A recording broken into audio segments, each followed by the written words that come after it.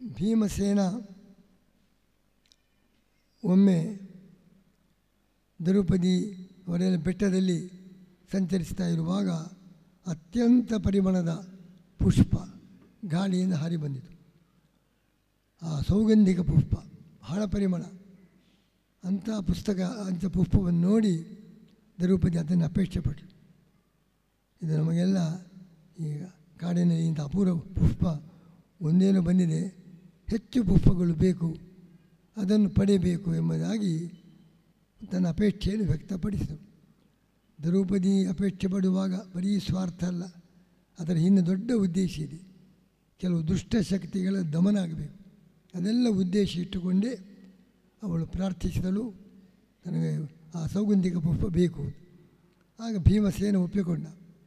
ದ್ರೌಪದಿಯ ಅಪೇಕ್ಷೆಯನ್ನು ಈಡೇರಿಸಲು ಭೀಮಸೇನ ಹೊರಟ. ಆ ಬೆಟ್ಟದ ಮೊನ್ನೆ ಕತೆ ಹೇಳಿದ್ದೇನೆ. ಹಾಗೆ ಹೋಗುವಾಗ ಹನುಮಂತನ ಸಂಪರ್ಕವಾಯಿತು.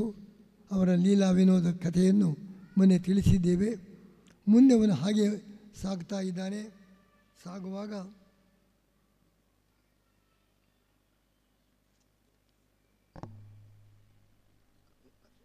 ಆ ಬೆಟ್ಟದಲ್ಲಿ ಅದರ ಸೌಂದರ್ಯವನ್ನೆಲ್ಲ ನೋಡ್ತಾ ಮುಂದೆ ಹೋಗ್ತಾ ಇದ್ದಾನೆ. ನದಿ ಹರಿತಾ ಇದೆ. ಬೆಟ್ಟದಲ್ಲಿ ನದಿಯು ಹರಿ ಆ ಬೆಟ್ಟಕ್ಕೆ ಒಂದು ಮಾಲೆಯಂತೆ ಕಾಣಿಸ್ತಾ ಇದೆ. ಬೆಟ್ಟಕ್ಕೆ ಒಂದು ಮಾಲೆ ಹಾಕಿದೆ ಅಂತ ನದಿಯನ್ನು ಕಂಡ. ಅಲ್ಲಿ ಸೌಗಂಧಿಕ ವನದ ದರ್ಶನ ಆಯಿತು. ಅದು ದೊಡ್ಡ ದಿವ್ಯ ಸರೋವರ ಇತ್ತು, ತಂಪಾದ ನೀರು. ಅಲ್ಲಿ ಅದನ್ನು ನೋಡಿದ ಅವನಿಗೆ ಅದರ ಜಲವನ್ನು ಕಂಡು ಅದನ್ನು ಕುಡಿದ, ತುಂಬ ಸಂತೋಷಪಟ್ಟ. ಆಗ ಅಲ್ಲಿ ಆ ಸೌಗಂಧಿಕ ಪುಷ್ಪ ಅವನಿಗೆ ನೋಡಿದ. ಇದೇ ಆ ದ್ರೌಪದಿ ಅಪೇಕ್ಷೆ ಪಟ್ಟ ಪುಷ್ಪಗಳು ಅಂಥೇಳಿ ಆ ಸರೋವರದಲ್ಲಿ ಎಲ್ಲ ತುಂಬ ಆ ಪುಷ್ಪಗಳಿದ್ದವು. ಅಲ್ಲೆಲ್ಲ ಭಾರೀ ರಕ್ಷಣೆ. ರಾಕ್ಷಸರು, ಕಿನ್ನರರು, ಯಕ್ಷರು ಕುಬೇರನ ಆಜ್ಞೆಯಂತೆ ಆ ಸರೋವರದ ರಕ್ಷಣೆಯಲ್ಲಿದ್ದಾರೆ. ಭೀಮಸೇನ ಅದನ್ನೆಲ್ಲ ನೋಡಿದ. ಆ ಪ್ರಕೃತಿಯ ಸೌಂದರ್ಯ, ಬೆಟ್ಟ, ಹರಿಯುವ ನದಿ, ವಿಶಾಲವಾದ ಸರೋವರ, ಇಲ್ಲಿರುವ ನಿರ್ಮಲವಾದ ನೀರು, ಸೌಗಂಧಿಕ ಪುಷ್ಪಗಳು ಎಲ್ಲ ಕಂಡು ಬಹಳ ಭೀಮಸೇನ ಆನಂದಿತನಾದ. ಹಾಗೆ ಆ ಕಮಲವನ್ನು, ಆ ಪುಷ್ಪವನ್ನು ಅಲ್ಲಿಂದ ಪಡೆಯಲು ಮುಂದುವರಿದ. ಆಗ ಅವನನ್ನು ಕಂಡು ಈ ರಾಕ್ಷಸರು ಇವರೆಲ್ಲ ಗದ್ದಲ ಮಾಡಿದರು. ಯಾರಿವನು? ನಮ್ಮಲ್ಲಿ ಕೇಳದೆ ಈ ಸರೋವರಕ್ಕೆ ಬರ್ತಾ ಇದ್ದಾನೆ, ಯಾರಿವನು ಅಂತ ವಿಚಾರಿಸಲಿಕ್ಕೆ ಆ ಕುಬೇರರ ಅನುಯಾಯಿಗಳಾದ ರಾಕ್ಷಸರು, ಯಕ್ಷರು ಮುಂದೆ ಬಂದು ವನಂ ಅಯಂ ಪುರುಷ ಶಾರ್ದೂಲ ಸಾಯುಧ ಅಜಿನ ಸಂವೃತ ಯಚ್ಚಕೀರ್ಷುರಿಹ ಪ್ರಾಪ್ತ ತತ್ ಸಂಪೃಷ್ಟು ಮರ್ಕತ. ಅವರೇ ಮಾತಾಡಿಕೊಂಡರು. ಇವನು ಬರ್ತಾ ಇದ್ದಾನೆ ಏಕಾಕಿ, ಅಜಿನ ಧರಿಸಿದ್ದಾನೆ, ಋಷಿವೇಷದಲ್ಲಿದ್ದಾನೆ, ಒಳ್ಳೆಯ ಪುರುಷ, ವೀರ ಪುರುಷನಂತೆ ಕಂಡು ಬರ್ತಾ ಇದ್ದಾನೆ. ಇಲ್ಲಿ ಬರ್ತಾ ಇದ್ದಾನೆ, ಯಾಕೆ ಬರ್ತಾ ಇದ್ದಾನೆ ವಿಚಾರ ಮಾಡಿ ಕೇಳೋಣ ಎಂಬುದಾಗಿ ಅವರು ಪರಸ್ಪರ ಮಾತಾಡಿಕೊಂಡು ಅವನ ಬಳಿಗೆ ಬರ್ತಾರೆ. ಬಂದು, ನೀನು ಯಾರು? ಮುನಿವೇಷ ಧರಿಸಿದ್ದಿ, ಆಯುಧ ಇದೆ, ಕೈಯಲ್ಲಿ ಆಯುಧ ಇದೆ, ಗದಾಪಾಣಿಯಾಗಿದ್ದಿ, ಮುನಿವೇಷ ಧರಿಸಿದ್ದಿ. ಇದೇನು ವಿಚಿತ್ರ, ಮುನಿಗಳು ಆಯುಧ ಇರುವುದಿಲ್ಲ, ಆದ ಇದ್ದವರು ಕ್ಷತ್ರಿಯರು. ನಿನ್ನ ವೇಷ ಮುನಿಗಳ ವೇಷ, ಕೈಯಲ್ಲಿ ಆಯುಧ. ಯದರ್ಥಂ ಅಭಿಸಂಪ್ರಾಪ್ತ, ಯಾಕೆ ಬಂದಿದ್ದಿ? ತದಾಚಕ್ಷು ಮಹಾಮತಿ, ಬಂದ ಉದ್ದೇಶ ಏನು? ನಿನ್ನ ನೋಡುವಾಗ ನಮ್ಮ ವಿಚಿತ್ರವಾಗಿ ಕಂಡು ಬರ್ತಾ ಇದೆ, ಯಾಕೆ ಬಂದಿದ್ದಿ ಎಂಬುದಾಗಿ ಅವರೆಲ್ಲ ಸೇರಿ ಆ ತೇಜಸ್ವಿಯಾದ ಭೀಮಸೇನನ್ನು ಆ ರಾಕ್ಷಸರು, ಯಕ್ಷಸರು, ನೀನು ಯಾರು? ಕಸ್ತೋಂ ಆಖ್ಯಾತ ಮರೆಸಿ, ಯಾಕೆ ಬಂದಿ, ಯಾರು ನೀನು? ಆಗ ಭೀಮಸೇನ ಹೇಳ್ತಾ ಇದ್ದಾನೆ, ಪಾಂಡವ ಭೀಮಸೇನೋಹಂ, ನಾನು ಪಾಂಡುಪುತ್ರ ಭೀಮಸೇನ, ಪಾಂಡವರಲ್ಲಿ ಧರ್ಮರಾಜನ ನಂತರದವರು, ಧರ್ಮರಾಜದ ಅನಂತರ ವಿಶಾಲಾಂ ಬದರೀಂ ಪ್ರಾಪ್ತ, ಬದರಿ ವಿಶಾಲ, ಅಲ್ಲಿಗೆ ಬಂದವನು. ಅಲ್ಲಿ ಸೌಗಂಧಿಕ ಪುಷ್ಪ ಗಾಳಿ ಬಂದಿತ್ತು. ಅದನ್ನು ಕಂಡು ಅದನ್ನು ತರಬೇಕು ಅಂತ ಇಲ್ಲಿಗೆ ಬಂದಿದ್ದೇನೆ. ಇಲ್ಲಿರುವ ಸೌಗಂಧಿಕ ಪುಷ್ಪಗಳನ್ನು ಪಡೆದುಕೊಂಡು ಹೋಗಬೇಕು, ಅದಕ್ಕೋಸ್ಕರ ಬಂದಿದ್ದೇನೆ ಅಂತ ತನ್ನ ಆಗಮನದ ಉದ್ದೇಶವನ್ನು ಸ್ಪಷ್ಟವಾಗಿ ಹೇಳ್ತಾನೆ. ಆಗ ಅವರು ಕೇಳ್ತಾರೆ, ಏನು ತಿಳ್ಕೊಂಡಿದ್ದಿ?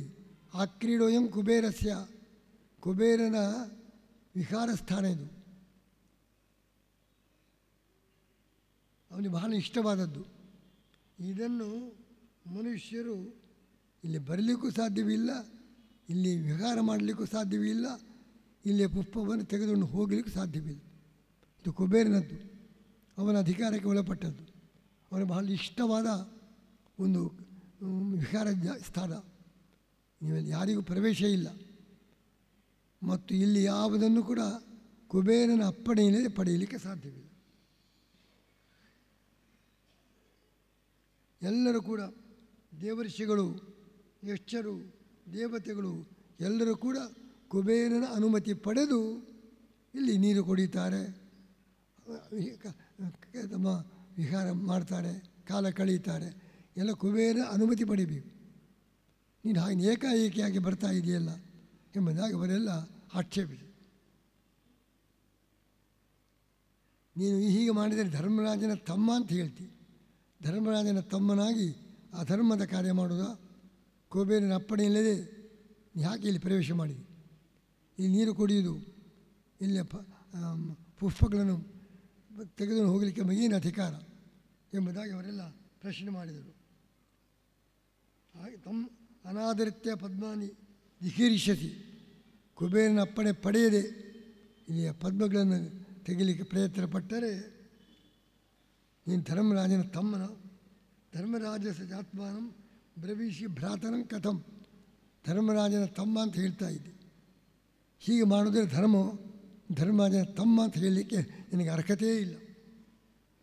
ಆದ್ದರಿಂದ ಕೇಳು, ಕುಬೇರನಲ್ಲಿ ಹೋಗು, ಅವನ ಅಪ್ಪಣೆ ಪಡೆದು ಬಾ, ಆಮೇಲೆ ಪಾನ ನೀರು ಕುಣಿದಾಡು, ಏನು ಬೇಕಾದರೂ ಮಾಡು. ಕುಬೇರನ ಅನುಮತಿ ಪಡೆಯದೆ ನಿನಗಿಲ್ಲಿ ಅವಕಾಶ ಇಲ್ಲ ಎಂಬುದಾಗಿ ಹೇಳಿದರು.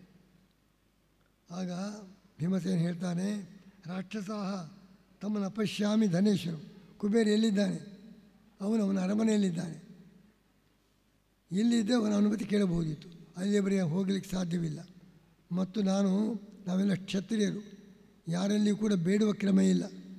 ಕುಬೇರನ ಬಳಿಗೆ ಹೋಗಿ ನಿನ್ನ ಸರೋವರದಲ್ಲಿ ಸ್ನಾನ ಮಾಡಬೇಕಾಗಿದೆ, ಪುಷ್ಪ ಬೇಕು ಅಂತ ಅನುಮತಿ ಕೇಳಲಿಕ್ಕೆ ನಾವು ಕ್ಷತ್ರಿಯರು, ಯಾರನ್ನೂ ಬೇಡುವವರಲ್ಲ. ಇಷ್ಟೇ ಅಲ್ಲದೆ ಇನ್ನೊಂದು ದೊಡ್ಡ ವಿಷಯ ಹೇಳ್ತಾ ಇದ್ದಾನೆ ಈ ಭೀಮಸೇನ, ಬಹಳ ಮಹತ್ತರವಾದ ಮಾತು.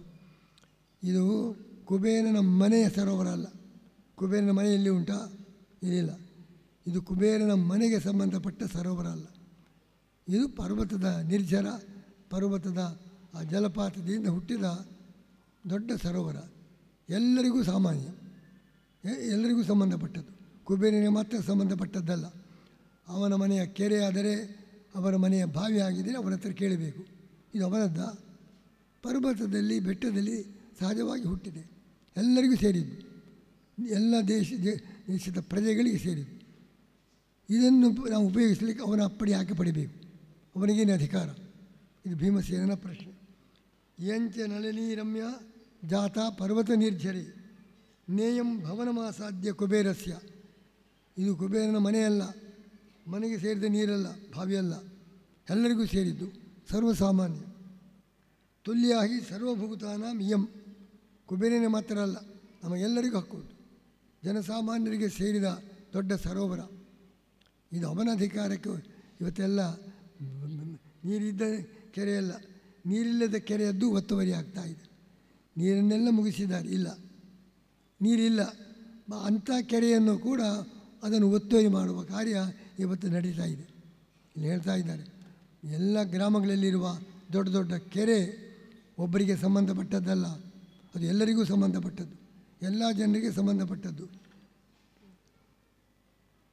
ತುಲ್ಯಾಗಿ ಸರ್ವಭೂತಾನಾಂ ಇಯಂ ವೈಶ್ರವಣಸ್ಯತ, ಕುಬೇರನೇ ಮಾತ್ರ ಅಲ್ಲ, ಅವನಂತೆ ಎಲ್ಲರಿಗೂ ಸಂಬಂಧಪಟ್ಟದ್ದು ಈ ದೊಡ್ಡ ಸರೋವರ ಬೆಟ್ಟದ ಬುಡದಲ್ಲಿದೆ.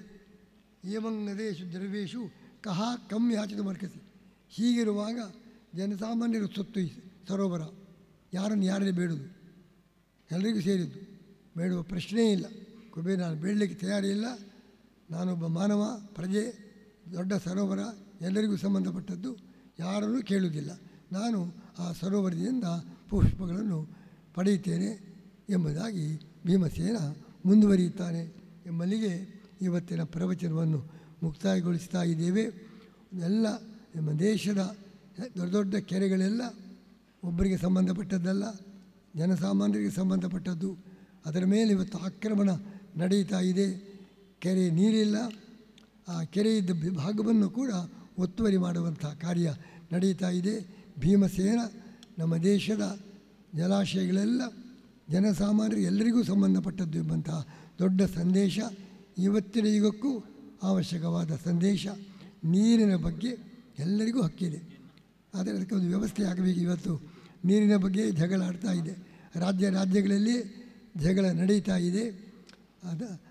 ಆ ಸಂದರ್ಭದಲ್ಲಿ ಭೀಮಸೇನ, ಇದು ನಿನ್ನ ಕುಬೇರನ ಸೊತ್ತಲ್ಲ, ನನಗೂ ಅಧಿಕಾರ ಇದೆ, ನಾನು ನೀರನ್ನು ಪಡೆಯುತ್ತೇನೆ ಎಂಬುದಾಗಿ ಮುಂದುವರಿಯುತ್ತಾ ಇದ್ದಾನೆ ಎಂಬಲ್ಲಿಗೆ ಇವತ್ತಿನ ಪ್ರವಚನವನ್ನು ಮುಕ್ತಾಯಗೊಳಿಸ್ತಾ ಇದೆ.